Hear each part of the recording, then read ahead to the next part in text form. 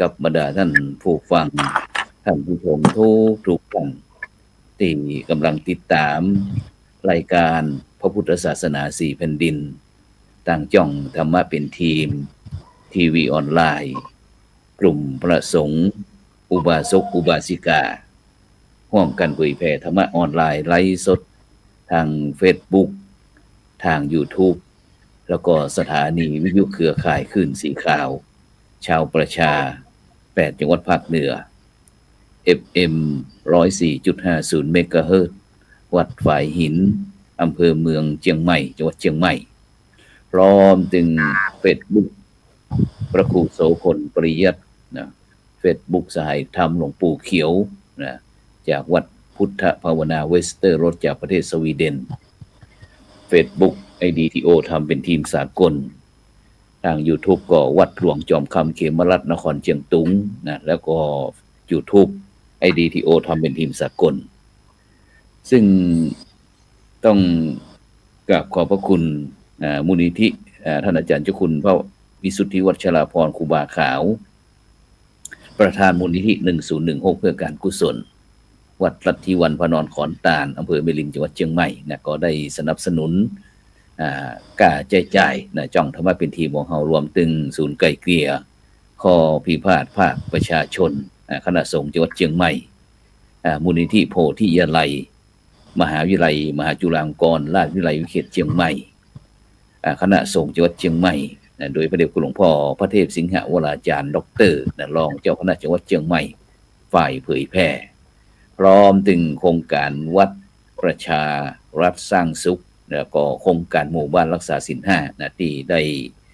พร้อมถึงภาคีเครือข่ายต่างๆนะที่ได้ร่วมกันสนับสนุนเพื่อที่จะได้นำนาสาระธรรมะแล้วก็เรื่องดีๆนะมาคือกับบรรดาท่านผู้ฟังท่านผู้ชมจึงได้นำไปพินิจพิจารณานำไปประยุกต์ใช้ในการดำเนินชีวิตนะดังนั้นก่อนในค่ำคืนนี้ก็ออกอากาศที่อาคารพระธรรมสิทธาจารย์นะอาคาร5ชั้นนะวัดประสิงห์วรมหาวิหารจังหวัดเชียงใหม่นะซึ่งก็รู้สึกว่าวันนี้ทางเมืองเชียงใหม่เขาก็ครึ้มฟ้าครึ้มฝนเหมือนกันนะบอกว่าจะเป็นยังไงเดี๋ยววันจากนั้นก็วันนี้เขาไปพบกับผู้ร่วมรายการเขาไปที่หลวงพ่อพระครูสุจินต์นันทกิจนะจากเจ้าคณะอำเภอสันติสุขอำเภอสันติสุขจังหวัดน่านนมัสการครับอาจารย์ครูครับผมครับถวายของพระเดชพระคุณท่านครับผมครับสาธุครับผมเป็นจะได้พ่อตะกี้ก็ลุ้นนะว่าทางเชียงใหม่เขาก็คึมเหมือนกันนะช่วงนี้ลุงครับส่งฟ้าส่งฝนครับรู้สึกว่าตึงอันครึ้มฟ้าครึ้มฝนนั่นพายุตึงธรรมชาติตึงพายุที่มนุษย์สร้างขึ้นเนาะในช่วงนี้ประเทศไทยเฮาเนาะใช่โดยเฉพาะอันตั้งสถานการณ์ตั้งบ้านตั้งเมืองเฮาก็เกิดความวุ่นวายเหมือนกันเนาะแล้วก็มาตั้งฟ้าตั้งฝนนี่ที่ญี่ปุ่นเนี่ยแผ่นดินไหวอันท่านอาจารย์ครับครับผมแผ่นดินไหวอยู่มันสะดุกสะเทือนไปทั่วเลยนะครับเนาะตรงนี้ครับปีนี้รู้สึกว่าอันมันแผ่นดินไหวมันน่ะตะลุงครับร่างจะได้สืบชะตาหลวงนี่ก็ถ้าอู้ถึงสืบชะตานี่มันก็ดีเหมือนตะลุงเนาะเพราะว่าอันอาจารย์ครูครับอันเพราะว่าอันการสืบชะตานี่ยังโดยเฉพาะคนเมืองเฮาอ่ะคนล้านนาเฮานี่ชอบตะลุงอันเวลานี่สืบโหราชะตาอย่างต่างๆนี่รู้สึกว่ามันมีพลังวิเศษตะลุงว่าจะได้ของเวลาสมมุติว่าถ้าคนเจ็บคนป่วยคนไข้หรือว่าคนได้การได้งานรู้สึกว่าถ้าสืบชะตาแล้วมันยิ้มแย้มแจ่มใสมันมีความสุขมันเป็นขวัญกำลังใจนะครับเนาะผมว่าเนาะในประการหนึ่งนี่ผมว่าแรงจูงใจที่เกิดจากการมองโลกในเชิงบวกเนี่ยมันสำคัญครับเพราะว่าเพราะกำสืบนั่นมันเหมือนกับเป็นกำปั่นป้อนกำฮือป้อนถ้าคนมาเก่าเป็นคำอธิษฐานเองนะครับเนาะมันก็เลยยังให้คนมันเข้าสู่กระบวนการนั้นแล้วมันก็เลยเปลี่ยนจากความเศร้าความโศกเป็นความสดชื่นสดใสมาอีกง่ายๆหมายความว่าเพิ่มพลังจิตเนาะพลังจิตใจของเฮาคือมันมีพลังบวกขึ้นโดยเฉพาะ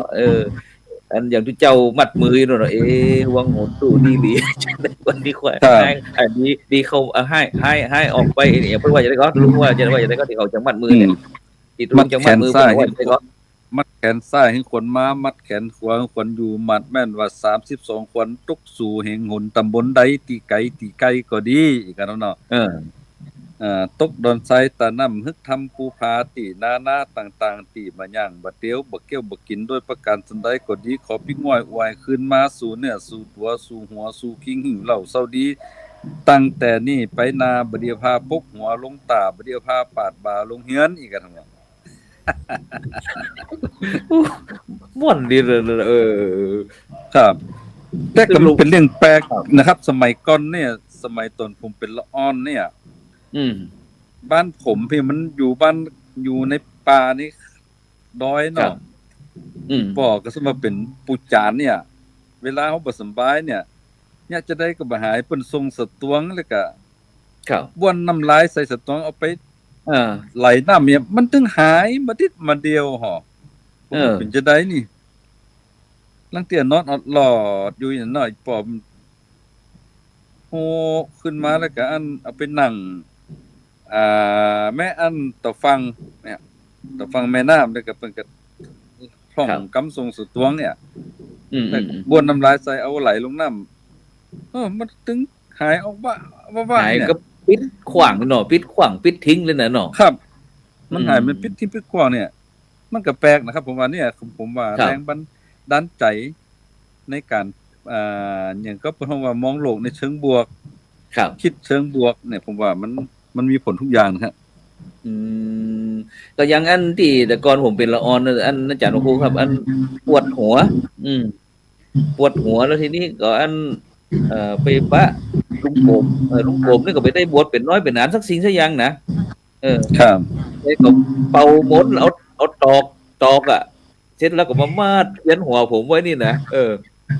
ผมรู้สึกว่ามันหายากปวดหัวมันว่าเอาก็คำมันว่าหายว่าแน่นอนครับผมว่าสิ่งเหล่านี้มันตอนตาวพอบ่หันแล้วมันเป็นเรื่องที่เฮาจะปฏิเสธบ่ได้นะครับครับแต่มันอธิบายได้มันต้องอธิบายเชิงความเชื่อเชิงวัฒนธรรมแล้วก็อธิบายเชิงวิทยาศาสตร์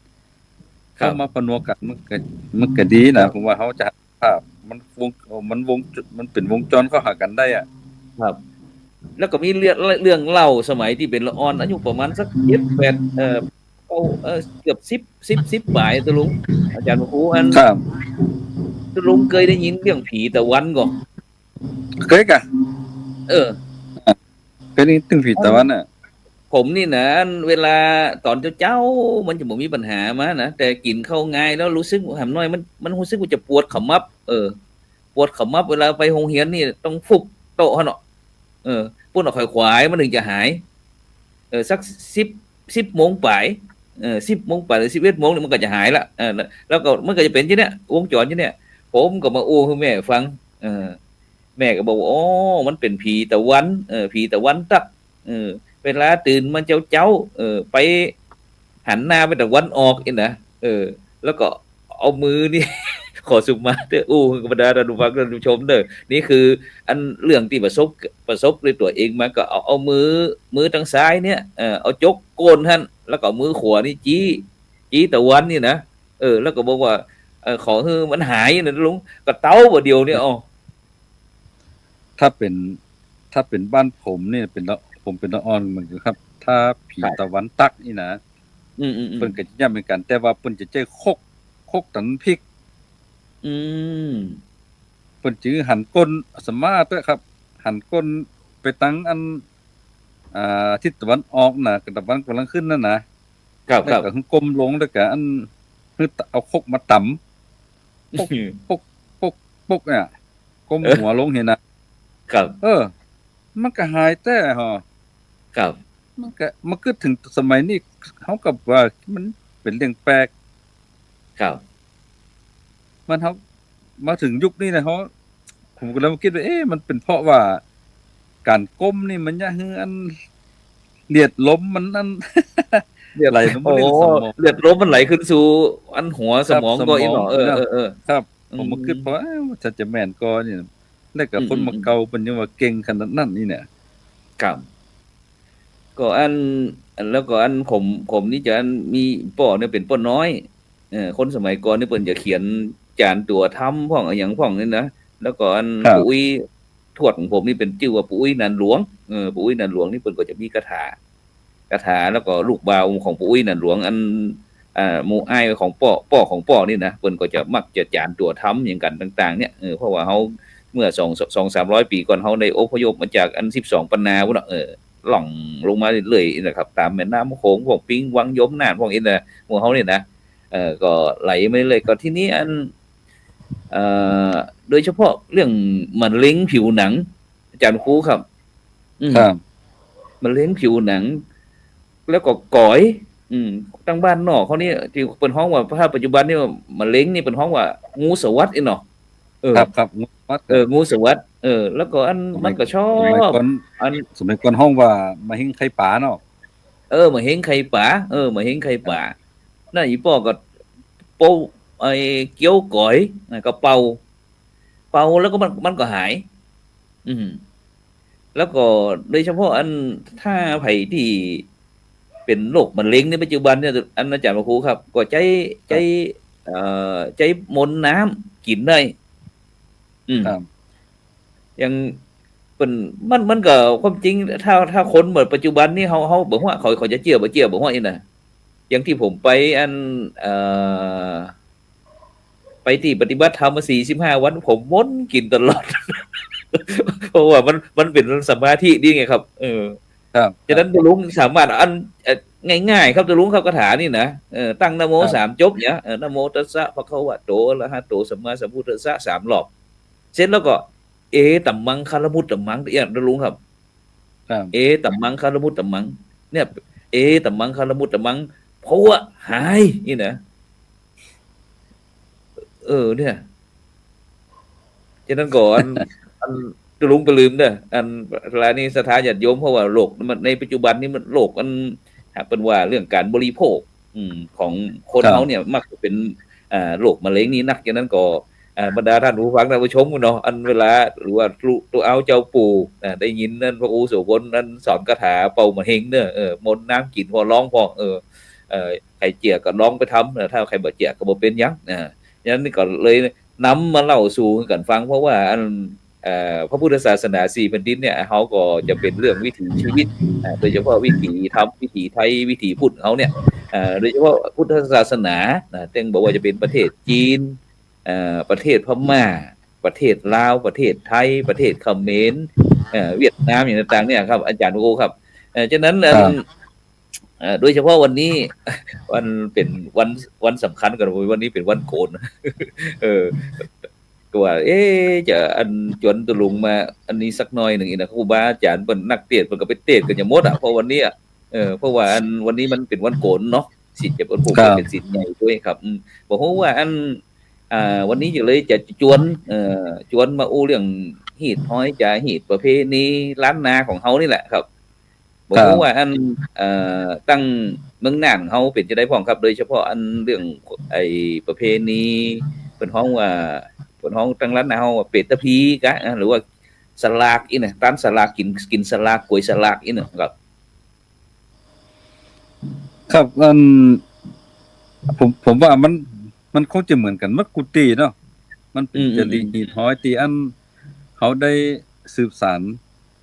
ตันป่วยมาตั้งแต่โบราณนี่เนี่ยเพราะว่าคนบ้านเฮาเพิ่นมีความเชื่อว่า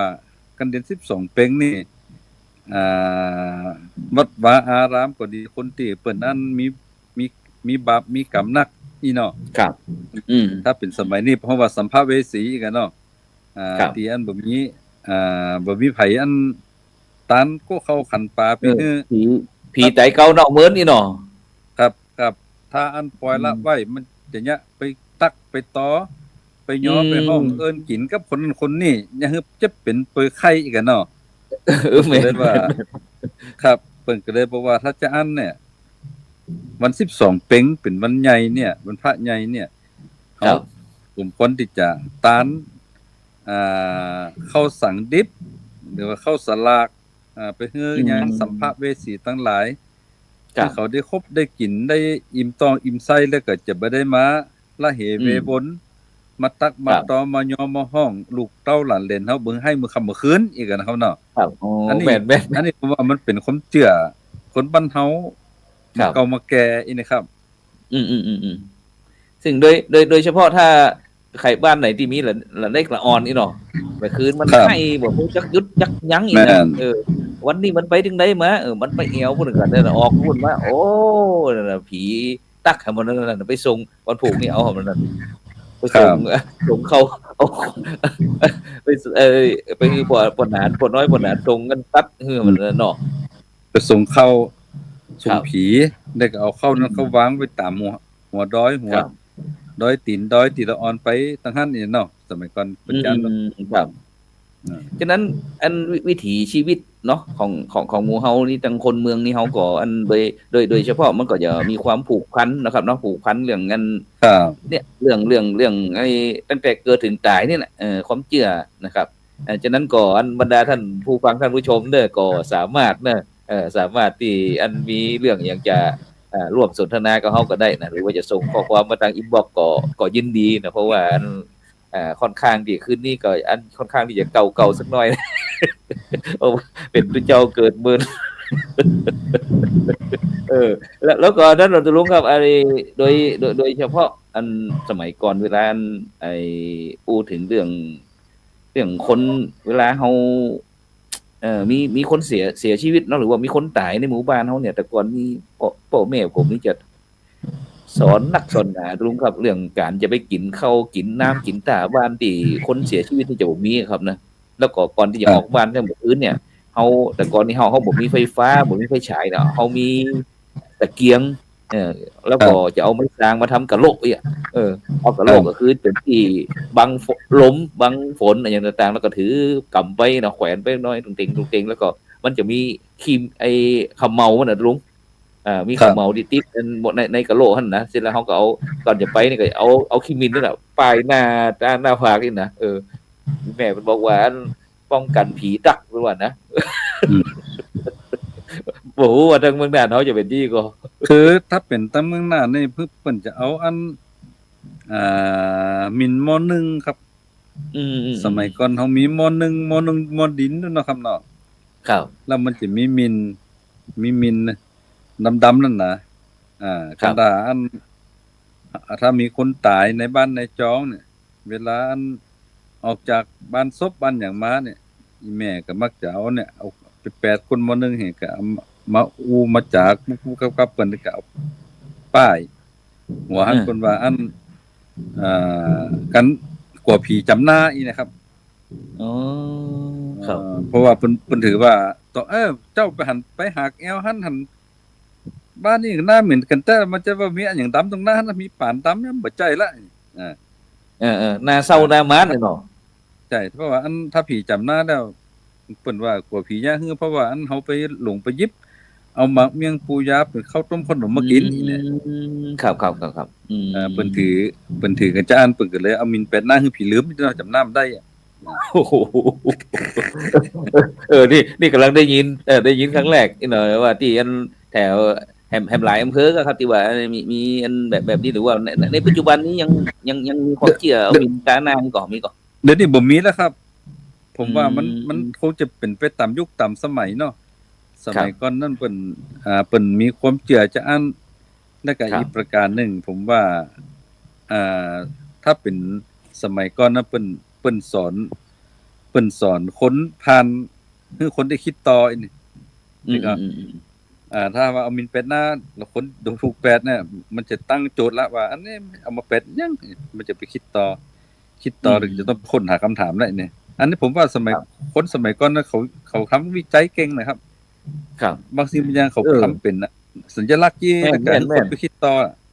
อันเนี้ยมันเป็นโจทย์ของถ้าเป็นสมัยนี้ก็คือเป็นโจทย์ของนักศึกษารับปริญญาโทด้วยนะครับนี่นะๆครับ อืมแล้วก็อันไอ้เวลาเนี่ยตกลงครับอันเอ่อตอนที่หลังจากที่เราได้มีการนั้นไอ้บำเพ็ญบุญบำเพ็ญกุศลแล้วอีเนาะมีการฟังเทศน์สวดมนต์แล้วก็เวลาไปเสียศพ วันเสียน่ะทรงสการตานคาบนี่นะเออเปิ้นแต่ก่อนนี่มันจะมีประเพณีที่ว่าอันเวลานี่จะต้องโยกเอาคนที่ตายเนี่ยออกไปที่ไปอาบน้ำก็ครับล้างหน้าเอามาเป้าอย่างต่างๆเนี่ยครับบ่ฮู้ว่าตั้งปุ้นจะมีบ่ แต่ทั้งมื้อนั้นสมัยก่อนนี่เพิ่นจะอาบน้ำก่อนเอาใส่โลงครับ ครับ เอาน้ำก่อนเอาใส่โลงสมัยก่อนมันบ่สิมีโลงสำเร็จขายแล้วแต่ผู้คนนั้น โอ้ ตาย ต้องเลื่อยไม้เนาะ แผงครับต้องเอา อืม แผงเอาไม้ไปซื้อไม้หรือว่าอะไรไม้หรือว่าอันก็ไปเอาอันไม้ไผ่มาสานแตะ มาทำสี่เหลี่ยมแล้วก็เอาซุปเข้าใส่ในหั่นแล้วก็อันก่อนที่จะเสียศพเพิ่นก็จะเอาอันศพเอาน้ำประปาเขาล้างหน้าล้างตาอีกนะครับแม่น ก่อน เออ ก่อนที่จะใส่โลงมันเพิ่นก็จะอาบน้ำก่อนอาบน้ำ7ตัวให้สะอาดตาแป้งปะ ครับ แป้งแต่งหน้าให้เรียบร้อยแล้วก็เอาใส่หั่นมีหยังก็ใส่ตัวหั่นเหียอีกกันเนาะ แล้วจังหันก็ไปถึงป่าจ้าแล้วก็เอาอันเอาไปแต่ไปถึงป่าจ้ามันจะได้นับฝังนะสมัยก่อนนะครับ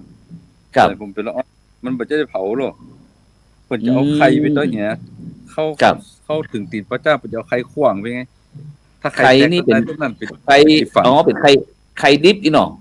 ไข่ดิบครับ อืม คนตีบสไปร์ถุงเพิ่นก็จะเอาไข่ได้เป็นอธิษฐานนี่ก็โจงไปตั้งซ้าย เป็น ตั้งขวา เป็นพ่ออาจารย์หรือว่าอันสตาร์บุรุษเฮานี่เหรอ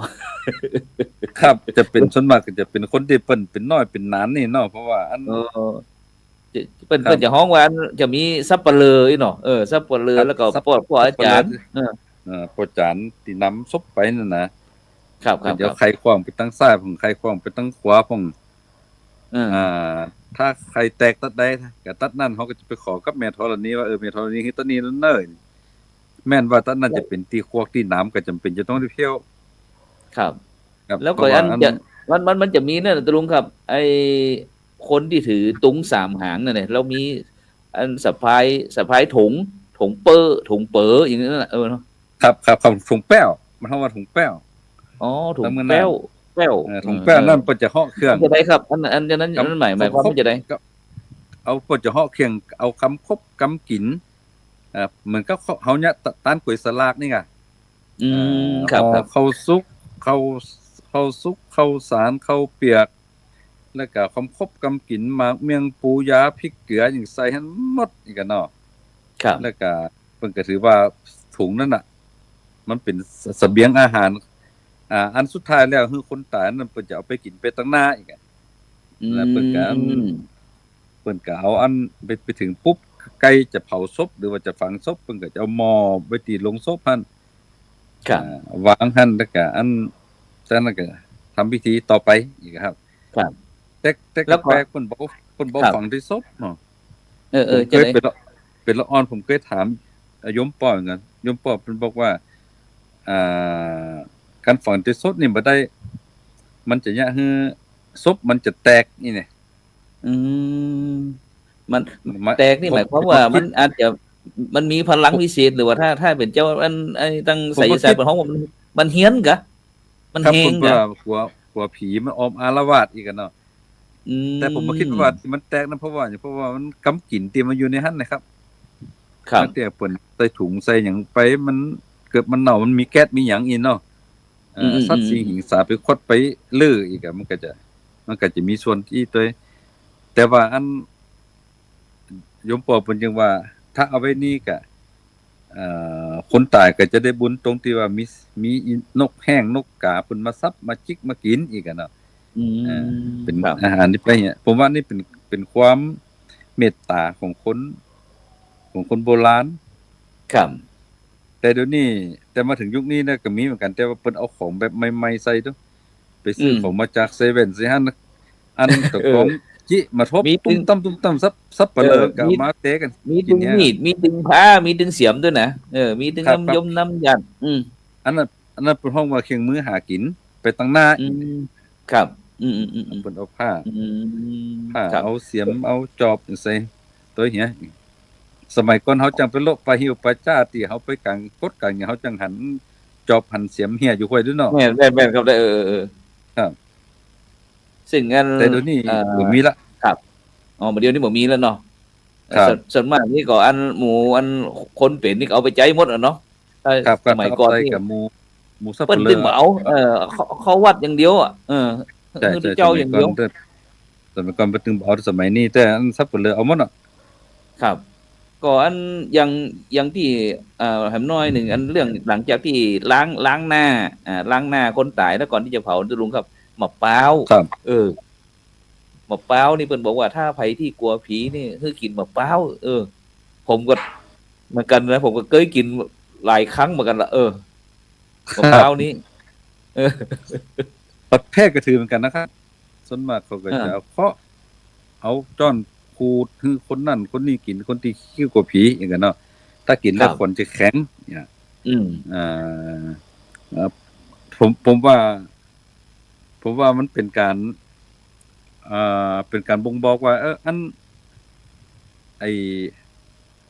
น้ำสะอาดเฮาก็ได้ไปล้างไปช่วยเพราะว่ามันสุดยอดของน้ำและน้ำมะพร้าวครับเนาะไปล้างไปช่วยศพคนที่จะไปไปตั้งหน้าไปสู่นิพพานตั้งหน้าแต่ว่าเนี่ยมะพร้าวนั่นทางน้ำมันสะอาดแล้วสุดยอดน้ำแล้วสุดยอดเนื้อคือเนื้อมะพร้าวเป็นคนว่าอย่างแล้วก็เพิ่นเลยอันอยากจะได้จริงคือคนกินกันบอกว่าจิอีคนซ้ำจะบ่กินนี่เนาะเพิ่นก็เลยอันจุว่าอันกินเนี่ยนี่จะบ่กลัวผิวคนจะแข็งนี่คนก็เลยรู้อย่างนี้แต่มะพร้าวมันถึงเคิ้นเนาะ มะพร้าวถึงบ่เคิ้นทีนี้หลังจากที่เสร็จจากงานแล้วเสร็จจากงานแล้วทีนี้ก็กลับบ้านก่อนจะกลับบ้านนี่ก็เพิ่นจะมีน้ำขมิ้นส้มปล่อยตุลุงครับทุกคนที่ไปส่งสการต้านข้ามันจะต้องเอาน้ำขมิ้นส้มปล่อยมาลูบหัวนะครับตรงนี้เนาะเป็นจังได๋ทีนี้ก็เหมือนกันก็เพราะว่าผมว่าอันมันเป็นการล่างคนถ้าอู้แบบคนธรรมดาเพิ่นว่าเป็นการล่างสวยอีเนาะคนเข้าไปอยู่ประจานนี่เข้าไปอยู่กับผีกับสางเนี่ยมันเป็นงานอัปมงคลนี่เนาะอัปมงคลเฮาคนจะเอาน้ำที่มันอันน้ำข้าวมิ้นส้มปล่อยซึ่งเป็นน้ำที่เฮาได้ถือกันว่าถ้าว่าเอาไปซักเข้าดำหัวมันจะไล่เสนียดจะไหลออกอีกกันเนาะคนบ่เก่าเป็นถือจะอันก็เลยอันถือต้อมโมเดลนี่ครับอู้ถึงมีเมนครับอู้ถึงน้ำขมิ้นส้มปล่อยนี่แม้แต่ปะอุ้ยแม่อุ้ยนะครับอันช่วงเทศกาลมหาสงกรานต์เนาะเพิ่นก็จะซักเข้าดำหัวน้ำมะขูดน้ำส้มปล่อยอย่างต่างๆนี่เหมือนกันนะครับเนาะแม่นกับผมคิดว่าส้มปล่อยขมิ้นส้มปล่อยหมู่นี้มันเป็นพืชชั้นสูงนี่คือว่าที่เขาจะมีความเจปล่อยก็คือการปลดปล่อยเอาสิ่งชั่วร้ายออกจากร่างกายอีกเนาะครับแล้วก็อันคนบ้านผมนี่สมัยก่อนนี่ยอดส้มปล่อยเพิ่นถือว่าเป็นยาขนาดเอกนะครับผู้ใดจะเอาแกงใส่เฮ็ดก็จะล้ำน่ะเนาะส้มปล่อยใส่ต้มปลาต้มอย่างนี้น่ะอาหารการกินก็ยังล้ำนะเพราะว่าถ้าผู้ใดจะกินแกงส้มปลาหนังเนี่ยกันไปใส่ส้มอื่นนั่นเพิ่นบอกว่ามันจะเป็นพิษอีเนี่ยคนที่เป็นโรคภัยไข้เจ็บอยู่เบื้องต้นแล้วไปกินแล้วมันจะยังกำเริบแต่หากว่าเอาส้มปล่อยใส่นี่มันจะแก้พิษตรงนั้นได้ก็กินได้อีกเนาะคนเก่าเพิ่นสอนอาจารย์แต่หมู่นี้มื้อรุ่นมาผมไปอ่านในตำราสมุนไพรเพิ่นว่าจะได้คำว่าส้มปล่อยนี่เนี่ยก็ถือโอกาสนี้ประชาสัมพันธ์ไปหาญาติโยมที่สดับรับฟังคนที่สนใจเรื่องสมุนไพรวันนี้ก็หลายสายขนาดนักปกติออกรายการนั้นวิทยุคลื่นสีขาวเนี่ยเพื่อชาวประชานี่เนาะแล้วก็จะเยาะโดยเรื่องของสมุนไพรตึ๊บก็เลยมีญาติมีโยมหลายที่หลายแห่งหลายจังหวัดเพิ่นโทรมาถามว่าตุลุงคนนั้นเป็นจีอีคนนี้เป็นจีอีเนี่ยอันจะเอาอยู่มากินดีนี่ฟังตุลุงอู้เฮ้อตำรายาวข้างละวัดเตื้อข้างละ1ปากเนี่ยเนาะเขาชอบจังเขาชอบครับอย่างส้มปล่อยนี่แต่ส้มปล่อยถ้าเป็นยุคนี้เนี่ยถ้าคนที่มีปัญหาเรื่องเรื่องไอ้นี่ก็เปิ้นฮ้องว่าอันไขมันในเส้นเลือดอีเนาะ เส้นเลือดไขมันความดันน้ำตาลนี่เนาะไขมันอุดตันเนี่ยเปิ้นเอาส้มปล่อยยอดแดงอย่างนั้นเนาะ อ๋อ เอามาต้ม ครับ แล้วก็มากรองแล้วกินตอนเจ้าสักแก้วหนึ่งตอนมาแล้งสักแก้วหนึ่งอีกอะเจ้าแล้งแก้วแล้งแล้วก็กินไปทบ3วันหรือย่างอีก2วันแล้วกินต่อไป3วันหรือย่าง2วันมันจะไปสลายไขมันในเส้นเลือดได้ดีนักแลเนี่ยคนในตำราผมก็มาลองเนี่ยพอมันก็ดีนะครับ อาจารย์ครับครับเอาไปเอามาระยะหลังมาผมเองก็เลยผมเป็นคนกลายเป็นคน เดี๋ยว ชอบ หมายความว่าอันเป็นคนใจอันของกลุ่มสวอีหนอหรือว่าเป็นป้าหมออีหนอ วันนี้ก็อีแม่บุญศรีจากแม่อ้ายเป็นโทรมาว่าจะได้เพิ่นว่าตะคืนก็รอฟังวิทยุนึกว่าอันพระครูจะออกรายการวิทยุวันที่5เนี่ยเขาเจ้าหันนั้นตารางคันเพิ่นส่งมาเฮ้ยอ่ะเขาเจ้ารอว่าจะได้ตำหายาอันเฮ้ยขี้เหล้ากินมันยังเหล้าแน่ โอเคแล้วก็บ่หันพระครูออกนี่เดี๋ยวอันเอาไว้วันจันทร์หน้าเนาะอีกอ่ะเนาะฟังจะมีตำราอันนี้ไปบอกอีกครับฉะนั้นก่อนบรรดาท่านผู้ฟังท่านผู้ชมด้วยวันนี้ท่านอาจารย์พระครูสุจินต์นันทกิจหรือว่าหลวงตรุงคิดของเขาหลวงพ่อเจ้าคณะอำเภอสันติสุขจังหวัดน่านนะก็ได้มาสับหลายสิ่งหลายอย่างนะที่เฮาพยายามที่จะโดยเฉพาะจะเรื่องเครียดมันก็บ่ได้นะอันท่านอาจารย์พระครูครับเพราะว่าในปัจจุบันนี้คนไทยเขาเครียดหนักนะครับฉะนั้นโดยเฉพาะเดี๋ยวนี้มันสิ่งแวดล้อมมันยังคนเครียดกันเอาไปเรื่องเครียดมันจะไปตอกย้ำกับอันอารมณ์ของคนถึงวันนี้ทางว่าญาติจะได้ก็ได้คือคนยิ้มได้ผมว่านั่นเป็นบุญแล้วก็เป็นความสุขด้วยครับเพราะว่าปัจจุบันนี้คนเฮามันติดมือถือครับบ่ว่าเป็นละเด็กละอ่อนคนเฒ่าคนแก่ตุลุงตุอ้าวเจ้าปู่ต่างๆติดโทรศัพท์กันหมดครับเป็นง่ายหมายความว่าถ้าแต่สมัยก่อนนี่เป็นยาเสพติดอีเนาะกัญชาเฮโรอีนพวกอย่างต่างๆแต่ในปัจจุบันผมว่ามองในเรื่องนี้ก็คือที่หน้าเป็นห่วงก็คือเรื่องโทรศัพท์ครับโทรศัพท์นี่ก็เป็นสื่อเสพติดอย่างหนึ่งนะครับฉะนั้นก็เลยปัจจุบันเนี่ยถ้าผมมีโอกาสไปโรงพยาบาลผมก็จะถามมันพอคนไข้คนอย่างต่างๆนะผมก็ไปยืนเข้าแถวต่างๆคนเครียดนักครับตะลุงคนนั้นก็เป็นไขมันความดันเบาหวานน้ำตาลจีบะถะ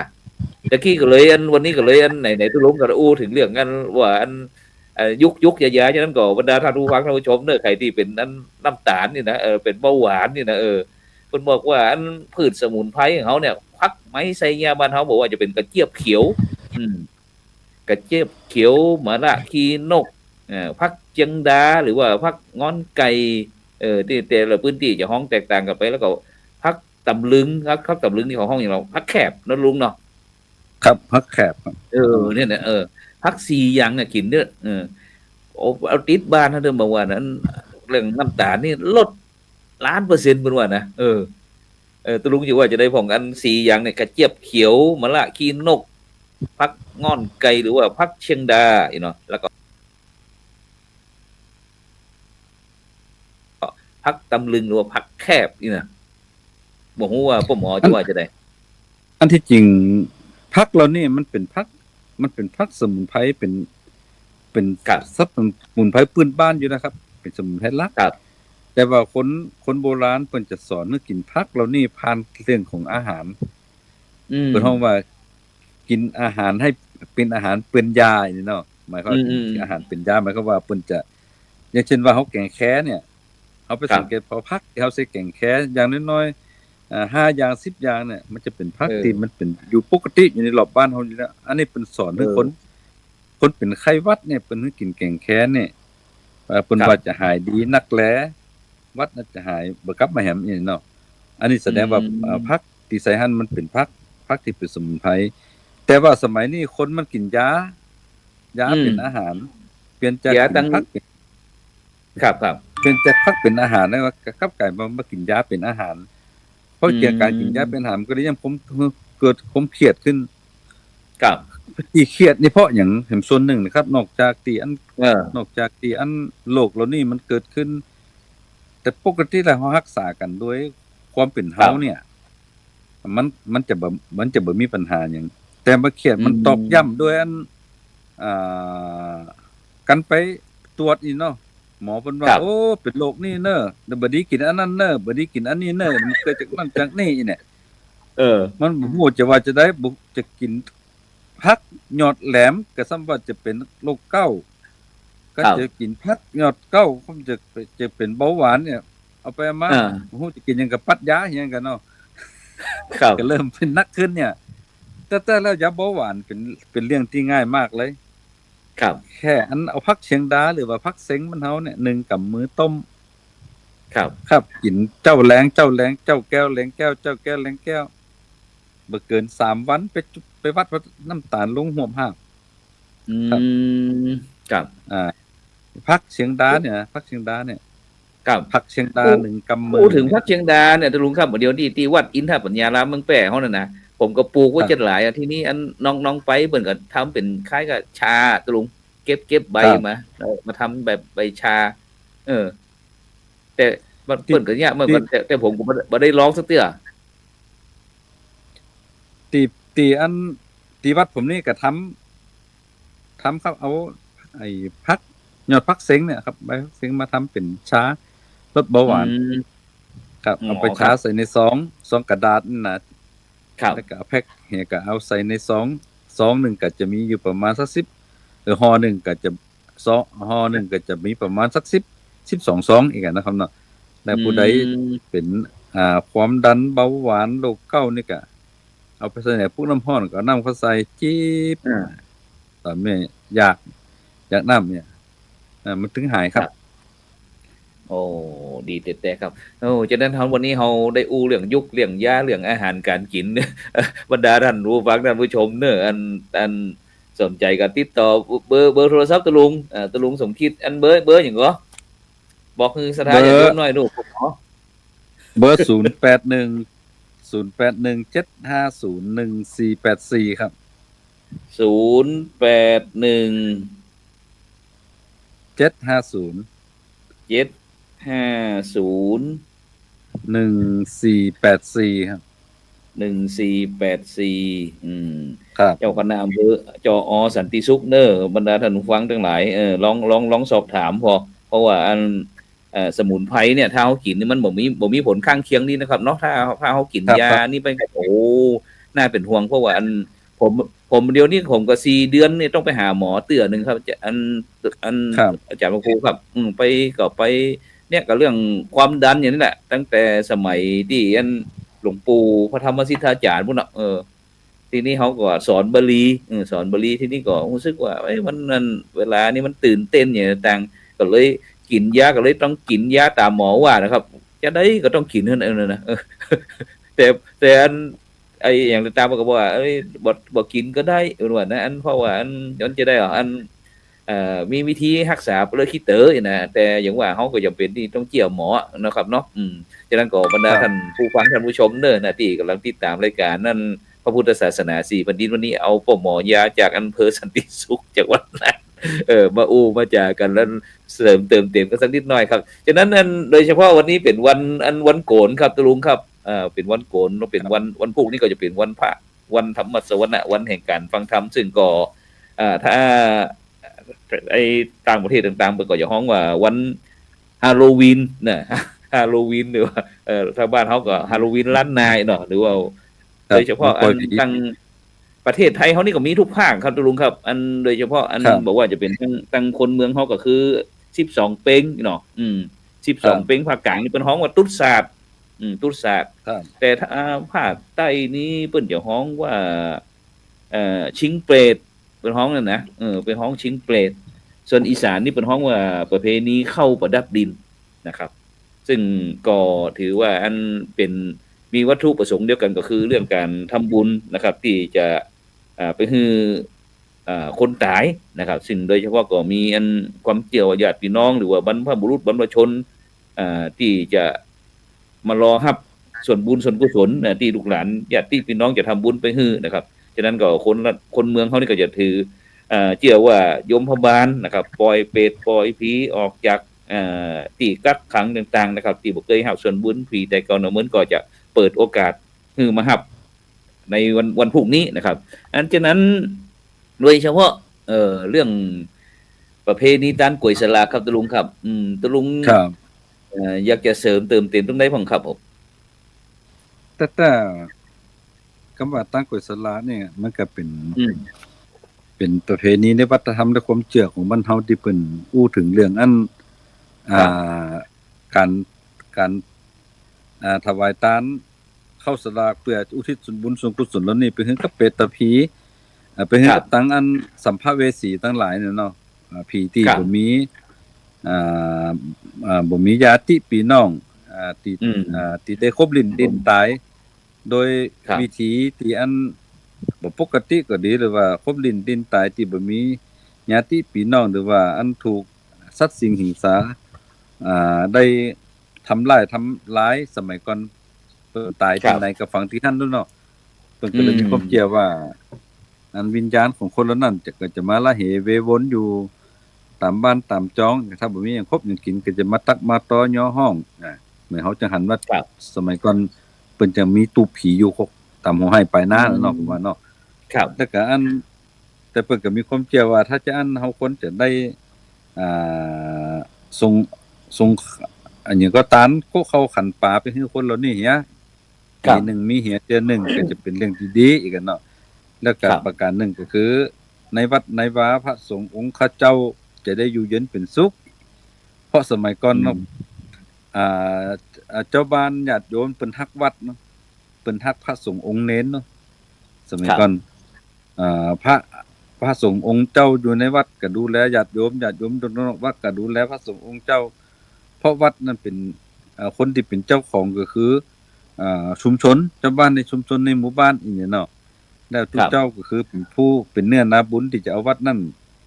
เพื่อจะให้ผ่านในการทำบุญสุนทานไปหาหยังญาติโกโหติกาที่ลงรับไปแล้วอีกมันก็เลยยังคือความสำคัญของวัดความสำคัญของพระนั้นมันมีสูงมันเหมือนสมัยนี้มันก็มีประเภทนี้ของการต้านสลากแต่ว่าการตกกฎตัวสลากสมัยก่อนเนี่ยมันเป็นต้านกฎสลากมันก็ต้านเข้าสั่งดิบนะครับอาจารย์ต้านเข้าสั่งดิบหมายความว่าเปิ้นจะต้านของตีอันสดๆอีกเนาะอย่างเช่นมาฟักแฟงแต่งเต้าของครบของกินอีกข้าวเปียกข้าวสารอย่างนี้ใส่เป็นต้อยเพิ่นว่าต้านเข้าสั่งดิบเปียกจะไปฮื้อตั้งคนที่เป็นพูดผีเป็นเปตะวิสัยตีละหนละเวเหหนอยู่ตามป่าตามเขาเพิ่นได้เอาไปคบไปกินเอาไปใช้ไปสอยบ่ไปพุทธบ่ได้ไปพุทธไปเกิดอีเนาะทำวิบากกรรมนักครับกตานของนี่ไปแต่ก็ไปจะได้ไปพุทธไปเกิดเนี้ยอีกมันก็เลยมีประเภทนี้เรื่องการต้านกล้วยสลากกินสลากขึ้นมาแต่อันที่จริงเฮาไปศึกษาเชิงลึกเนาะไปอ่านในพุทธศึกษาในพุทธประวัติหรือว่าในตำราของนักคิดนักเขียนเพิ่นเขียนไว้ก็คือมันเป็นการทำบุญเพื่อที่จะฮื้อเนื้อนาบุญของเจ้าบ้านที่เปิ้นได้อุปถัมภ์อุปถาคือพระสงฆ์องค์เจ้าเนาะได้มีโอกาสได้รับของตีดีๆล้ำๆที่ของสดๆใหม่ๆเพราะว่าสมัยก่อนนั้นเพราะว่าเป็นช่วงฤดูของเดือน12นั่นเป็นช่วงฤดูของมักไม้หัวมันกำลังจะออกอีกนะครับผมว่าเนาะเฮาก็ฮู้จะได้ก็ลองเอามากินมาตานแบ่งปันถวายให้พระสงฆ์องค์ข้าเจ้าแต่ว่ากันถ้าจะฮื้อเพราะมันมีจำนวนจำกัดน่ะกันเฮาจะฮื้อรูปใดรูปหนึ่งมันก็จะหาว่าพระสงฆ์องค์เจ้าเจ้าบ้านจะฮักพระฮักเจ้านั้นบ่เท่ากันเนี่ยเพิ่นก็เลยมันเป็นโจ๊ะเป็นกบเป็นโจ๊ะเป็นกองแล้วก็ฮื้อผู้เจ้าเพิ่นตักต่อเอาว่าเอาหมายเลขสมัยก่อนเพิ่นเอาเครื่องหมายไปติดไว้อันนี้ อันนี้ใบมะส้มเด้ออันนี้ใบมะเกืองนี่ใบมังโอนี่อันนี้ใบมะหนุนเนี่ยไปปักแล้วก็ให้ทุกเจ้าจับไปจับได้ใบมะส้มก็ให้ไปเอาติดไปหากองก็ตีอันมีใบมะส้มพักจับได้ใบมะหนุน ครับก็คือไปหาที่กองที่ไม้กิ่งมะหนุนมันปักหั่นอีกแล้วก็อันจะได้ถวายกายเกณฑ์ก็คือป้อนกันไปอีกนะแต่เดี๋ยวนี้มันมาประยุกต์มันเอามาประยุกต์ใจที่จะได้สื่อถึงสิ่งเหล่านั้นมันเป็นการบ่งบอกให้คนใดเกิดความสนใจมันก็เลยกลายเป็นว่าอันเฮาประทานของมื้อนี้ฮือกับอันคนสัมภเวสีทั้งหลายเฮียดีก้าเป็นคาดอย่างพ้องเฮาก็ซื้อใส่ตานไปเฮียนี่คาดแว่นคาดหวีคาดนั่นคาดนี่ก็ทั้งที่ว่าแว่นหวีนี่บ่จำเป็นจะมาตานให้ผู้เจ้าก็ได้เพิ่นก็บ่ได้ใจรู้ แต่เพิ่นบ่ได้นึกถึงผู้เจ้าเพิ่นนึกถึงคนตายพวกนี้เนาะแม่นครับคนสมัยก่อนเพิ่นนึกถึงผู้เจ้าเพิ่นเอาไม้หัวมันมาถวายเด้อเอาไม้หัวมันเอาอย่างต่างๆนั้นนี่อันนี้นะครับผมว่ามันเป็นติไปติมาเป็นความเชื่อแต่ว่าความเชื่อแต่ละยุคแต่ละสมัยมันก็เหมือนกันมันก็พัฒนาไปตามสมัยแต่ละท้องที่เนาะก็อย่างงั้นวันพุธนี่ก็เหมือนกันครับอันอาจารย์ครูครับอันที่วัดพระธาตุลิพุนชัยหรือว่าจังหวัดเชียงใหม่เฮาก็เป็นพระธาตุดอยสุเทพก็วัดเชียงมันก็ตังลำปางลำพูนทุกที่นะครับอันวัดอันละโดยเฉพาะวัดเก่าหรือว่าวัดแรกๆของจังหวัดเนาะเพิ่นก็จะเพิ่นเฮาว่าวัดเพิ่นเฮาว่าวัดหลวงวัดหลวงครับผมวัดหลวงของจังหวัดนั่นๆครับฉะนั้นก็วันพุธนี้ที่วัดพระธาตุลิพุนชัยครับนี่ก็อันเป็นอันประเพณีตันสลากย้อม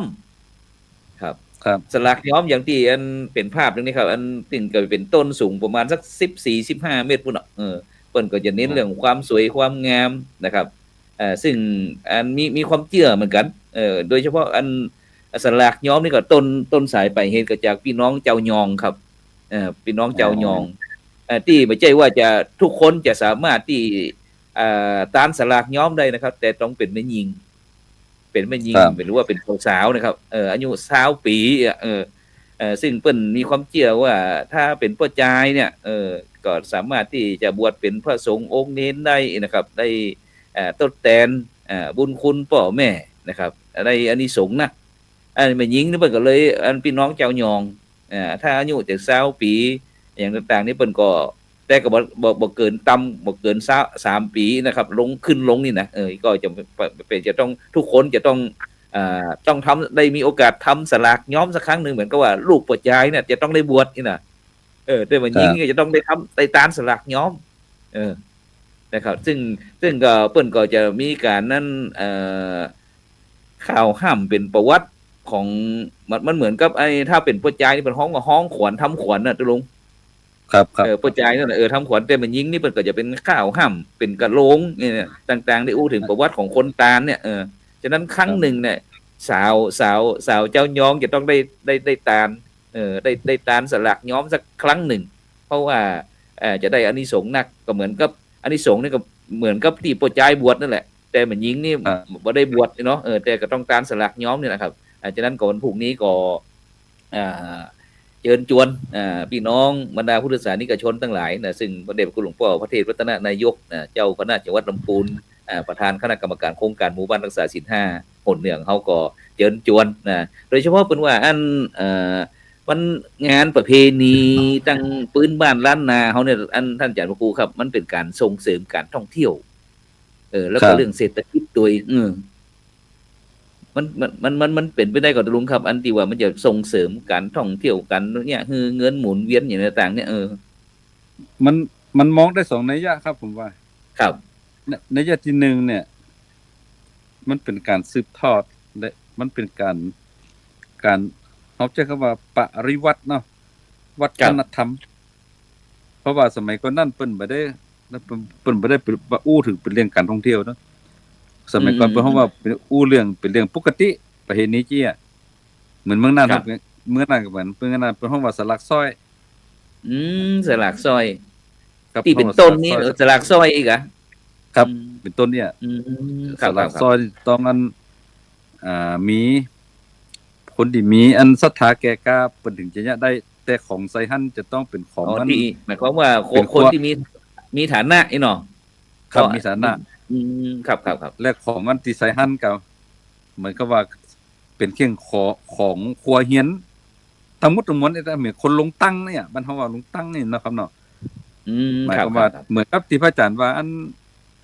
แม่หญิงที่ผู้หญิงที่อันต้องอายุตั้งแต่20ปีขึ้นไปเนี่ยหมายว่า ครับ มันสื่อถึงว่า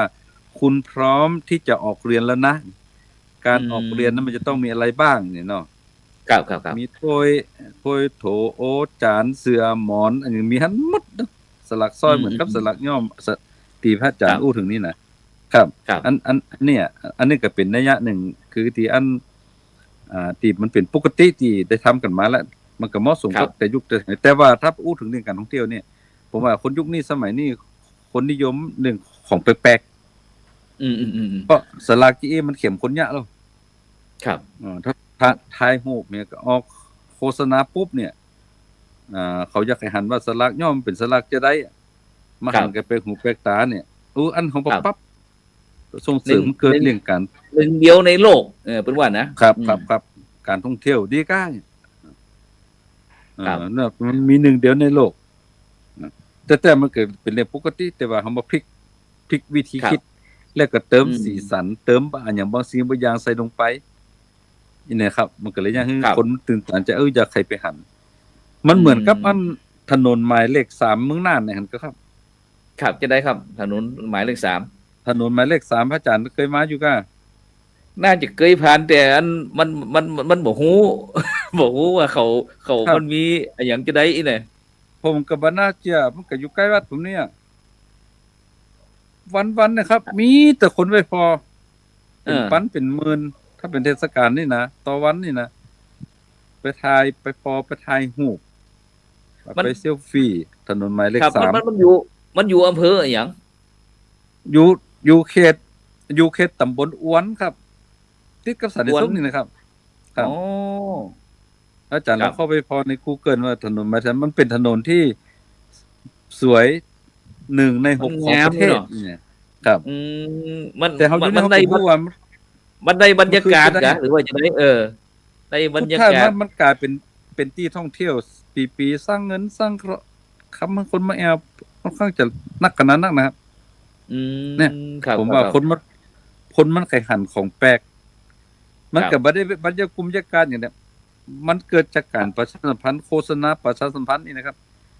หนึ่งเดียวในโลกเหมือนพระอาจารย์วากี้นะครับ ครับ ครับ วันนั้นผ ครั ม บ อันโยมเปิ่นนิมนต์ไปฉัน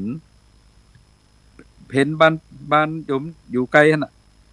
แล้วก็ผมฉันแล้วผมก็มานั่งฉันกาแฟอยู่ มีโยมมาจากปุ้นจากวัดขอนแก่นเปิ่นมาหาแวะหันแล้วก็หลวงพ่อครับ เนี่ยครั้งที่2ที่ผมมาถนนหมายเลข3อยู่แล้วก็มึงจะมาอย่างแพร่ถนนนี่มาแอวถนนนะ เพราะผมปักหมุดมาขี่มอเตอร์ไซค์มานะครับเอาแฟนใส่หลังมอเตอร์ไซค์วิบากคนนั้นน่ะมอเตอร์ไซค์อันที่เพิ่นขี่กันเป็นหมู่เป็นมากันลุ่มๆล่ำนั่นนะครับ เป็นว่าไม่ได้หลวงพ่อผมมาครั้งที่2แล้วก็ยังอยากจะมาอีกว่ะ ครับฉะนั้นก็อันเหลือเวลาแหมน้อยครับอยากจะให้อันตรุงได้เชิญชวนคณะลูกหลานต่านเต้าครับได้ป้ากันในที่นับถือพุทธศาสนาได้ป้ากันทำบุญคือวันพระบุรุษวันพระชนครับผีตายเก่าเนาะเมืองต่างๆที่ตามความเชื่อของประเพณีพื้นบ้านล้านนาของเขาคือประเพณี12เป็งนะครับหรือว่าถ้าเป็นภาคกลางเป็นฮ้องว่าตุลศาสตร์นะครับหรือว่าทางภาคใต้เป็นฮ้องว่าประเพณีชิงเปรตนะครับแล้วก็ถ้าเป็นภาคอีสานนะครับเป็นฮ้องว่าบุญเข้าประดับดินนะครับเพื่อที่จะเอาที่ส่วนบุญส่วนกุศลนี่ไปคือญาติพี่น้องผู้มีอุปการะคุณที่ได้ก่อสร้างห้างแปลงหรือว่าทรัพย์สมบัติในเฮาต่างๆนะครับบอกว่าอยู่ก็เลี้ยงกายตายก็ให้เลี้ยงวิญญาณอย่างเงี้ยครับจะนี่เป็นต้นฉะนั้นนิมนต์ตุลุงได้เชิญชวนลูกหลานต่างเต้าได้ปากันทำบุญหาผู้มีอุปการะคุณสักน้อยนะครับฉะนั้นเฮาก็จะได้จากบรรดาท่านผู้ฟังท่านผู้ชมไปนะครับผมก็อันบรรดาลูกหลานญาติพี่น้องทุกท่านทุกคนเด้อญาติโยมทั้งหลายอันประเพณีเหล่านี้ถือว่าเป็นประเพณีวัฒนธรรมที่ดีงาม ของตั้งแต่เฮาสืบทอดกันมาผู้ใดรักพระพุทธศาสนาก็เฮาก็มาช่วยกันสืบทอดประเพณีลักษณะเช่นนี้ก็การกินสลากนี่การตันสลากนี่ปีในมีเหียเดือนหนึงของดีน่ะมันมีน้อยเนาะจันบ่ว่าจะเป็นสลากซองสลากโจกสลากซอยไผมีจิตศรัทธาสลากใดก็ตามไปเถอะมันได้บุญต่อกันเนาะก็ตาการเฮาทำลักษณะนี้ก็มันต้องเฮาสืบทอดพุทธศาสนาและก็ให้กำลังใจสร้างแรงจูงใจให้พระสงฆ์องค์พระเจ้าจะได้เป็นเนื้อนาบุญของเฮาต่อไปก็เจิญเด้อคุณอยากคุณโยมเด้อ สาธุสาธุครับฉะนั้นก็วันนี้ก็ต้องกราบขอบพระคุณหลวงพ่อพระครูสุจินต์นันทกิจนะครับหลวงพ่อเจ้าวัดหยังก็โป่งคำอำเภอสันติสุขนะครับจังหวัดน่านนะครับเจ้าของอันสวมหมวกให้ภูเขาใส่รองเท้าให้ตีนดอย ครับที่เขาก็จะได้มาอู้จากันสเปเฮละหลายเรื่องหลายอันนะครับแม้กระทั่งเรื่องผีเรื่องสางเทวบุตรเทวดาต่างๆซึ่งแล้วก็แม้กระทั่งยกยาพร้อมถึงคาถานะครับฉะนั้นก็บรรดาท่านผู้ฟังได้รับฟังแล้วก็เอานำไปประยุกต์ใช้ในการดำเนินชีวิตของแต่ละท่านแต่ละคนขอให้มีความสุขความเจริญทุกคนรับฝันดีมีเงินใจนะครับไร้โลคาพยาธิบ่เจ็บบ่จนร่ำรวยทุกคนผู้ที่เขาไปทำบุญ12เป็นด้วยกันเด้อสำหรับในค่ำคืนนี้ขอกล่าวคำว่าสาธุ สา